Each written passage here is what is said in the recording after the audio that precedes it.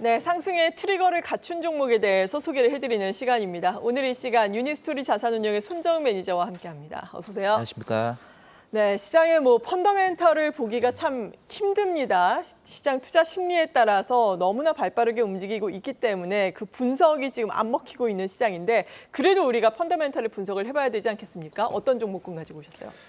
예, 오늘 준비한 거는 이제 지난주 목요일에 테슬라 실적 발표가 있었고 어제 현대차 실적 발표가 있었는데 이 두 기업을 실적 발표를 통해서 네. 투자 아이디어를 한번 점검해보고 제가 테슬라 관점에서는 지금까지 말씀드렸던 방송에서 그런 아이디어들 한번 정리를 해보고요. 현대차 관점에서는 앞으로 자동차 업종이 어떤 식으로 전환이 되고 발전이 될 것인지 거기에 대한 투자 아이디어를 한번 정리해서 가져왔습니다. 네, 그렇군요. 테슬라는 실적을 발표한 지가 지금 벌써 꽤 된 느낌인데 일단은 실적은 괜찮았는데 그때 관건이 영업이익률을 많이 하락을 시켰다라는 부분 아니겠습니까? 워낙에 테슬라 차 가격이 요즘에는 그냥 시가다 이런 얘기가 나올 정도로 가격의 하방 변동성이 너무나 크잖아요. 이 부분에서 얻을 수 있는 시사점들은 어떤 것들이 있을까요? 네, 맞습니다.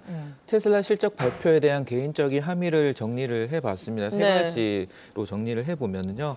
업계 최고 수준의 영업이익률 목표 삭제한 부분은 가격 경쟁을 시사를 했고 자율주행과 로보택시에 대해서 강조를 했고요. 사이버트럭과 4680 배터리에 대해서 언급을 했습니다.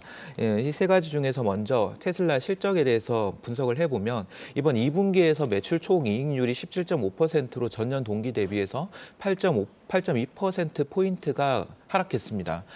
이 하락한 요인은 아무래도 66% 비중을 차지하는 모델 Y의 차값이 23% 정도 하락했기 때문이었고요. 네. 하락한 것보다는 테슬라 가격 인하를 했고 이 부분 때문에 다른 경쟁사들의 가격 인하 우려가 좀 커지고 있는 상황이죠. 여기에 영업이익률 하락 요인에는 투자 비용의 증가를 꼽을 수가 있는데 테슬라가 그동안 투자를 많이 하고 있는 산업, 로봇, AI, 자율주행, 우주산업 이런 부분은 향후 저희가 투자를 하는데 주식 투자하는 데 있어서 중요한 성장 산업으로서 계속 유심히 지켜보실 필요가 있을 것 같습니다.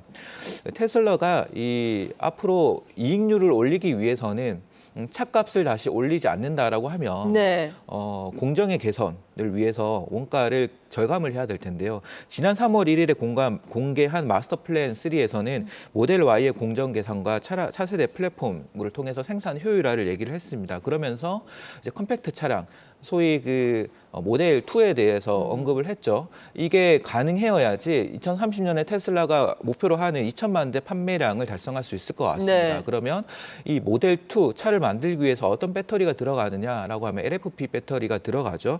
그리고 올해 연말쯤부터 해서 인도가 시작이 되는 사이버 트랙의 경우에는 마찬가지로 LFP 배터리 4680 원통형 배터리가 들어갈 것으로 전망이 됩니다. 그래서 테슬라가 이런 LFP의 비중이 확대됐을 때 국내의 2차 전지 소재 중에서 수혜를 받을 수 있는 쪽이 어딘가라고 봤을 때는 사실상 쉽지는 않은데 이 전해액을 꼽을 수가 있습니다. 네. NCM 배터리 대비해서 LFP 배터리가 전해액이 2배 정도 이상 많이 들어가기 때문에 국내에서는 엔캠이 테슬라 직납에 대한 공급 논의를 하고 있기 때문에 수혜를 받을 수 있을 것 같고요. 추가적으로 하반기에는 테슬라와 공급 계약을 논의하는 업체들의 모멘텀이 그래도 2차 전지 내에서는 좀 강할 것으로 보입니다. 그러한 업체에는 LNF, SKI 테크놀로지, SKC, 엔캠을 들 수가 있을 것 같고요. 이번 테슬라 실적 발표에서 또 중요하게 찾아볼 수 있는 부분은 에너지 사업부의 매출 총 이익률이 드디어 자동차 사업 부분을 넘어갔다라는 부분입니다. 이 부분이 중요한 거는 테슬라가 에너지 사업부에서 태양광 발전 사업도 하고 ESS 사업도 하고 있습니다. ESS 사업은 대규모 전력 단지에 공급하는 메가팩이라는 게 있고요. 가정에 공급하는 파워월이라고 있습니다.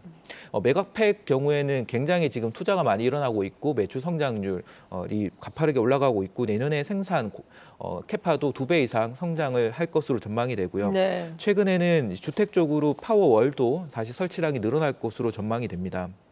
이를 통해서 테슬라가 궁극적으로 원하는 거는 자동차 판매가 아닌 에너지 사업으로의 전환으로 하는 것 같고 태양광 발전을 통해서 에너지를 생산을 하고 ESS를 통해서 저장을 하고 충전 인프라를 통해서 충전 활용까지 하는 이런 전방위적인 플랫폼을 구축을 하겠다라는 방침이기 때문에 저희가 여기서 얻을 수 있는 투자 아이디어는 태양광에 대한 수요는 다시 하반기로 갈수록 올라올 것이고 ESS는 본격적인 상승 속도가 빨라질 수 있겠다. 관련된 이런 아이디어가 더 구체화될 것 같고요. 전기차 충전에 대해서도 투자 네. 아이디어가 확장될 수 있을 것으로 전망합니다. 네, 태양광 태광, ESS 전기차 충전과 관련해서도 투자의 아이디어를 얻을 수 있다라고 말씀해 주셨고 설명을 해주시면서 테슬라의 사이버 트럭 올해 내에 인도될 가능성이 있다라고 말씀해 주셨고 4680 배터리도 언급을 해주셨는데 이 부분의 투자의 아이디어는 어떻습니까? 예. 사이버 트랙에 대해서 구체적인 판매 일정은 이번 실적 발표에서 발표하진 않았습니다. 다만 그 앞서 7월 15일에 트위터를 통해서 사이버 트럭 생산 시작을 알린 바가 있습니다. 네. 물론 대량 양산까지는 많이 오래 걸리겠지만은 적어도 대략 올해 내에는 인도를 시작을 하고 내년에는 대량 양산을 하겠다라고 언급을 했습니다. 그러면서 이 사이버 트럭의 생산 준비가 잘 되고 있고 4680 배터리에 대해서 수율이 향상되고 있다고 언급을 했습니다. 그러면 저희는 여기에서 4680 배터리에 대해서 무엇이 지금 중요한지에 대해서 체크를 해보면 앞서 제가 다른 방송에서 말씀드렸다시피 건식 공정과 실리콘 응급제가 중요합니다. 건식 공정이 지금 잘 잡히지 않기 때문에 기술적인 난이도가 높기 때문에 좀 어려운 상황을 겪고 있는데요. 국내에서는 이 삼성의 SDI가 제일 앞서 있죠. 삼성의 SDI와 장비 업체 중에 CIS라고 같이 이번에 LFP 건식 공정 장비 국책 과제를 시작을 했습니다. 4년짜리 국책 과제인데 2년 정도 단축을 하고 그 네. 이후에는 차세대 배터리죠. 전고체 전지로 건식 공정 장비 개발을 넘어가게 됩니다. 그래서 CIS는 과거에 테슬라하고의 얘기도 있었던 기업이었고요. 그래서 이 건식 공정 장비의 기술력을 바탕으로 충분히 개발에 성공한다고 하면 지금 PNT하고 시가총액이 많이 벌어져 있는데 좀 갭을 메울 수 있지 않을까 생각을 합니다. 실리콘 응급제 관련해서는 어제 공시가 나왔는데 OCI가 영국에 있는 넥스에온이라고 하는 회사와 실리콘 응급제 특수 소재 공급 계약을 체결을 했습니다. 이 넥스에온이라고 하는 회사는 실리콘 응급제를 만드는 회사이고 파나소닉으로 공급을 하게 되면서 이 배터리가 테슬라로 공급을 하게 되는 네. 결국은 이 OCI, 넥스에온, 파나소닉, 테슬라의 밸류체인이 완성이 됐다라고 보실 수가 있고요. 이 넥스에온은 과거에 SKC가 지분 투자를 해서 사업권을 획득한 회사입니다. 따라서 SKC는 넥스에온을 통해서 국내에서 생산 시설을 주도할 수 있을 것이고 그러면 OCI 입장에서는 이번에 넥스에온뿐만 아니라 SKC와의 공급 계약 논의도 충분히 가능하지 않을까라고 생각을 해서 OCI는 비즈니스 전환에 관심을 가질 수 있을 것 같고요. 이번 이 실리콘 응급제 방식이 SiC 방식입니다. 대주전자재료의 SiOX 방식과 다르게 SiC는 대량 양산이 어려웠다는 점이 단점이었는데 이번에 공급 계약을 통해서 대량 양산이 가능해지는 시점으로 간 것 같고요. 본격적인 성장을 알리는 시점이라서 OCI와 SKC 모두 관심을 가지면 좋을 것 같습니다. 네, 일단은 OCI 이 같은 응급제 원료 공급 계약 체결 소식으로 인해서 오늘 장중한 때 지금 17% 급등을 했다가 이 시각 현재는 음봉 나오면서 상승 탄력 줄어들면서 5.9% 오름세를 보이고 있다는 점은 참고를 해보시면 좋을 것 같습니다. 현대차도 실적을 발표를 했는데 현대차의 실적에서는 어떤 시사점을 얻을 수 있을까요? 현대차는 2분기 실적 발표에서 연간 가이던스를 상향을 했죠. 매출액도 네. 상향되었고 영업이익률도 상향을 했습니다. 1분기에 영업이익률이 9.5%가 나왔고 2분기에는 10%가 나와서 좀 더 높게 나왔는데 연간 8에서 9%로 영업이익률을 상향을 했습니다. 그러면 이제 주가가 본격적으로 갈 수 있을 것이냐 이 부분에 대한 고민을 해봐야 되는데 그러게요. 3분기, 4분기 영업이익률은 둔화되는 방향일 것이라는 거죠.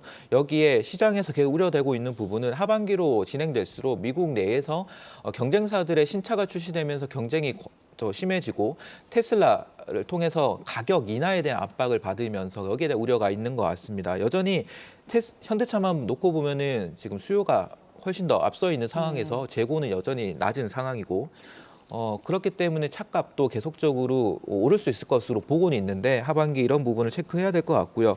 한 가지는 환율 효과가 6,820억 원이 2분기에 플러스가 됐습니다.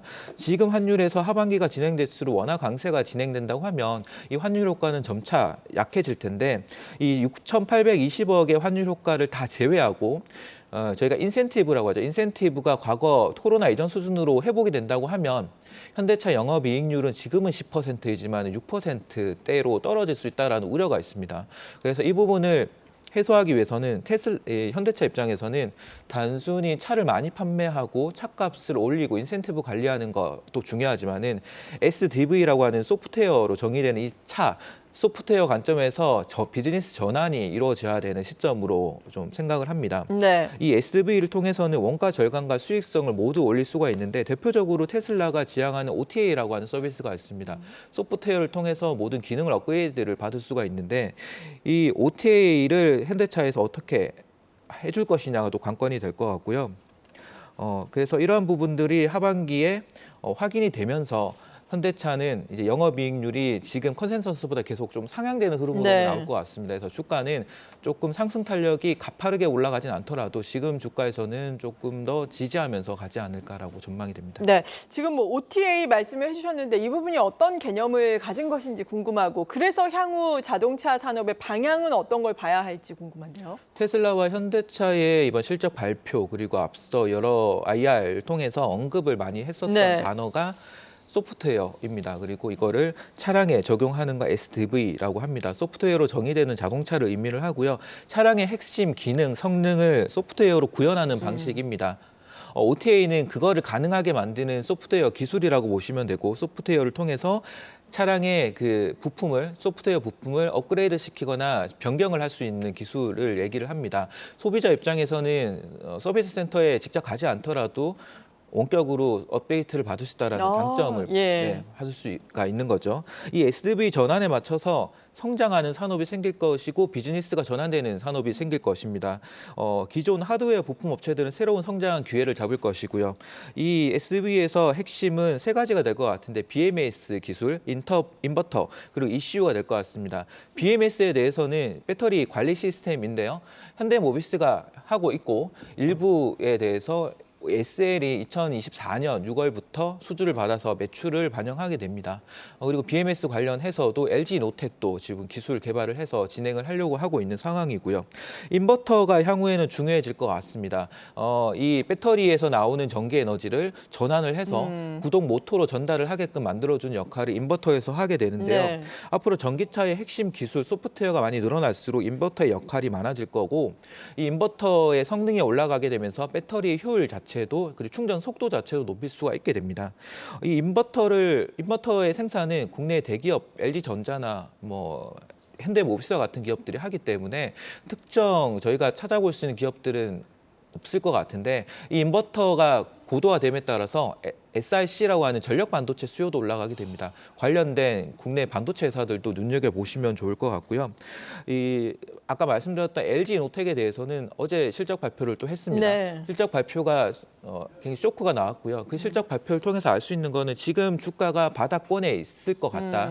3분기는 컨센을 하회하겠지만 4분기부터 본격적으로 매출에 반영되는 아이폰 15의 매출, 거기에 내년에 본격 성장이 기대되는 전장 관련된 카메라 모듈 그리고 여러 이제 기판 관련된 매출이 더해지면서 내년에 성장성이 부각될 텐데 언제부터 매수를 하면 좋을지에 대한 고민을 하고 있는 것 같습니다.